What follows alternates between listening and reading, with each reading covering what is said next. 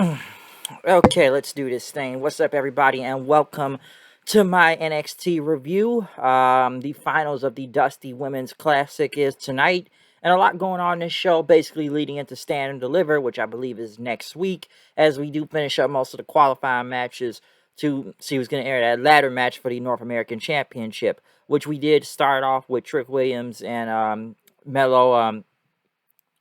Carmelo Hayes showing up at the Performance Center, basically, talking about all the matches tonight, which already in the ring was Roderick Strong versus Socoa for a qualifying match, which was a really good match and stuff. But I kind of figured who was really going to win this match right off from the start. It was really good with Socoa and Strong. I'm sure Roderick Strong led this match and whatnot. It was very enjoyable. I know they had Santos Escobar watching on from the outside, but basically Solo end up getting the Uso splash for the win. I just kind of figured Sokoa was gonna win regardless, just because Strong kind of takes a lot of L's a lot nowadays. If you ask me, they put him in some like pretty good matches, but I don't know. He takes a lot more losses and stuff. Mostly, I guess, trying to get most of the newer talent over. But still, I kind of figured he probably would be in this match. But once I'm like, oh, Sokoa, he's going in Sokoa. So I kind of figured he was really going to win this right off the bat. But not a bad match, though. Um, they then went to Indy and Persia. I guess they were on TMZ to that whole makeout session last week. And I guess Dexter Loomis was going to end up having a match. He ended up going against Tony D'Angelo, which, I look at this match and it wasn't even that bad, but the finish of it, when Perota and Hartwell are just like trying to get the crowbar and stuff, damn, they're trying to fight over it. Um, Tony ended up getting the crowbar from both of them, and you could clearly see the referee look at Tony end up hitting Atlas with the but yeah, he just like swung the crowbar. Like, so the referee can clearly see it, but he still hit Dexter Loomis with the crowbar and won the match. I didn't like try to hide it. Like, it just looked so dumb. Like, the referee's dead looking at him. Like, you can't tell me the referee didn't see that. But yeah, he hits him with the crowbar and then this little fisherman buster. And Tony D'Angelo won. He basically said that he's gonna become the new Don of NXT at Stand and Deliver. Next, Ciampa's statement played. Tony was basically waiting on him, but Ciampa ended up attacking from behind, hit him with the fairy tale ending, and he basically said, Stand and Deliver, this may be his final chapter in NXT, but he's going to write his own fairy tale ending at Stand and Deliver. So he said he's going to do that. Um, and whatnot. So we'll see what happens when that match comes up. Yeah, like I said, this is Ciampa's way out the door, anyways. But I'm like the Don of NXT. When was Ciampa the Don of NXT? Like, where did that come from? I still don't even get why they got this match going. But hey, that's what they're going with. Okay. Next thing you know, Bobby Roode was in the back talking about he's a former NXT champion. How he paved the way for people like Braun Breaker to get to where they are right now. Ziggler showed up and he said he's going to say that Roode's going to take out Breaker tonight, and he would still retain the NXT Championship at Stand and Deliver. Next, where on earth is Carmen Sandiego Electra Lopez when against Fallon Henley? This match, Briggs and Jensen out there, Legado del Fantasma, it was okay.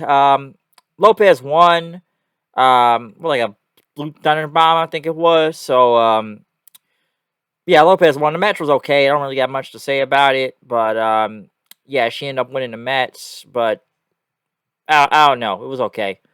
Draco Anthony was in the back. I guess he was getting ready. Basically, Zion Quinn asked who it was. Ended up being Joe Gacy. Called him several times. I don't know why he just wouldn't block him. He said he's been hitting up his line the whole week. So is there like a block button to stop it? But then it was a video. Basically, Gacy telling Draco, to open his mind and all that stuff. Quinn basically said, ride it straight for some reason.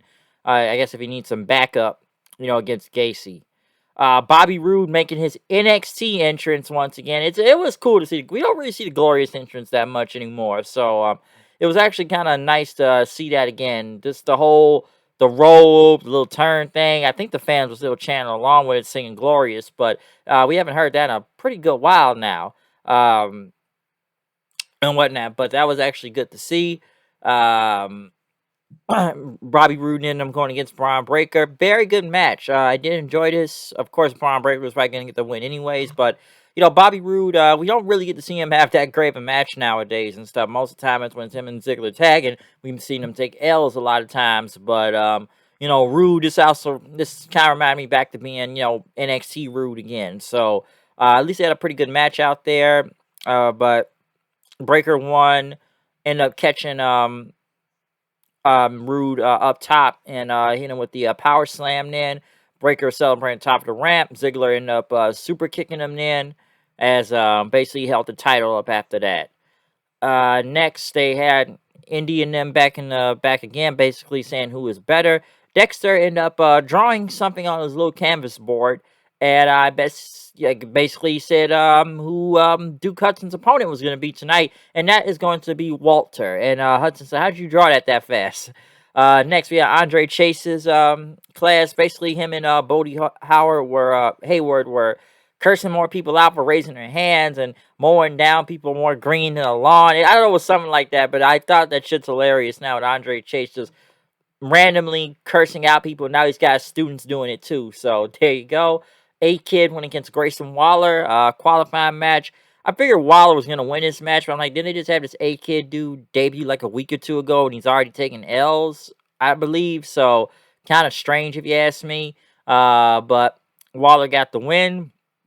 Carmelo Hayes and Trick Williams got in the ring. Basically, like there's a second chance match next week to see who will be the final spot between A-Kid, Cameron Grimes, and Roderick Strong and whatnot. Mello told A-Kid, you may be A-Kid, but you're not the A champion. As Trick says, I'm going to take out A Mama tonight, and Kid ended up taking him out with an insecurity and getting out of the ring after that. So, just I guess everybody gets a second chance next week to see who's going to become the final person in that whole match. Von Wagner and Robert Stone were in the back.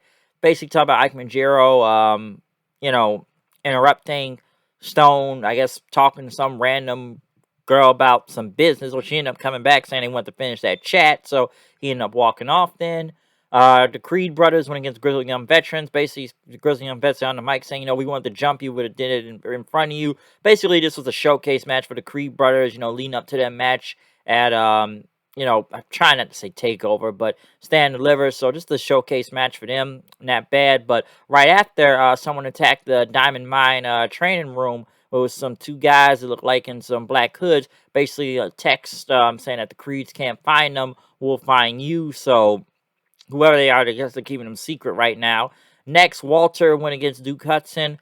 Walter basically destroying Duke Hudson out there. Man, those chops just look fucking deadly every time I see it. Walter won with the power bomb. Duke Hudson, man, I don't know what's going on with that now. Like, they looked like they were going somewhere. Now they got him with this whole indie Dexter thing, and now, okay, this is Perota's boyfriend, and it's funny, this guy was like a poker player once, but now, is he like a ladies' man or something like that? Because now he's getting his ass kicked by Walter out here. But right after Walter had gotten a mic talking about LA Knight, LA Knight came out and he says, you know what? Shut up, okay? If I knock your head off your dad bod. He called him a dumb son of a bitch. And listen, I was going to come out here and say something, challenge you at Stand and Deliver and whatnot, but he'll use his fist. It's better than using his words. Next, both guys started brawling. Imperium ended up jumping Knight. MSK came out for the save then, as Walter, Imperium got out of dodge then after that. So, Walter just fucking killed Hudson. But yeah, a match between him and Knight, very random, but it looks like it's happening. Stand and Deliver. It looks like now. Cameron Grimes was kind of promo talking about, he's felt, he's disappointing his dad, not becoming successful in NXT. He's been this, company for 3 years and he still hasn't won a title yet. And he talked about, how proud his dad was, his dad basically wrestled himself, which I do remember a few years ago when he did pass because he knew that, he was tight like that in the Hardys. I believe they started the Omega promotion. But he talked about how he got signed to the WWE just to make his dad proud, and a little bit after that he passed away and everything. So he wants to make him proud again, and now he has a second chance. So he wants a second chance to get to that North American title. And let me say something about Stand and Deliver coming up. So apparently the show starts, I guess, in noon in the middle of the day, which I figured. I still think it's dumb to book this show on the same day as WrestleMania. I don't know why they could have done this like on a Thursday or something. Like, you got a whole bunch of days packed up for WrestleMania weekend. It's like you're trying to jam all into one now, okay? You got the Hall of Fame on Friday and SmackDown. You got WrestleMania Saturday and Sunday. Why book NXT the same day? That doesn't really make a lot of sense. I still think they should have booked it for Thursday, but I just think that's really silly to book it on the same day. But in the main event, the finals of the Dusty Classic, Io Shirai and Kaylee Ray versus Wendy Chu and Dakota Kai. Very good match, and I kind of figured Io and them were going to win anyways. Kind of thought the oddball team was going to take it, but here's the thing now after this match. So they got confetti, they won the Dusty Cup. Toxic Attraction come to the ring as Mandy Rose is telling them, hey, good job. You're not gonna beat Gigi and Jane right here. Kaylee Ray says, you know what? We entered the Dusty classic tournament for one goal, that's to destroy Toxic Attraction, but they need to go after the leader and stuff. So they're going to cash their title shot in on any champion, which I don't remember that working in a tag tournament, but they're cashing in it at Stand and Deliver. So now it'll be a fatal 4-way match. So instead of going for the tag team titles, they're going to go after the main title. And yeah, Toxic Attraction attack, and then Cora Jade came out, the numbers game, but this doesn't really make a lot of sense, okay? First off, this is a tag tournament. When was this Money in the Bank where you can cash in at any time, okay? And stuff. And, don't get me wrong, this is an odd team to begin with, but and I don't even know what happens with the tag team champions now. Maybe they face them against the runner-ups with, Dakota Kai and Wendy Chu, which, then again, they probably had something going on, so they probably could have won this tournament too.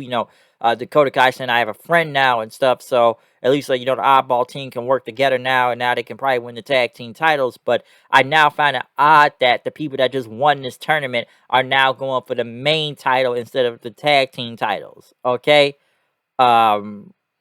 Just really doesn't make a lot of sense. I'm sure there was other ways to get around it. They've already had Toxic Attraction. It's kind of funny because Cora Jade was in this tournament with Raquel Gonzalez, and Toxic Attraction cost them. They probably could have cost Io and Kaylee Ray, and then, still you could have probably made a fatal 4-way, another way of doing that, and still maybe have, Kai and, Chu right there get to go for the tag belts, because I'd be surprised if Toxic Attraction don't even have a tag title match at Stand and Deliver, okay? Because I think this is very strange for a tag team tournament to now be made for a singles title match. I don't remember, did they just retcon this shit? Like, oh no, we wanted the main, we want to take out Toxic Attraction.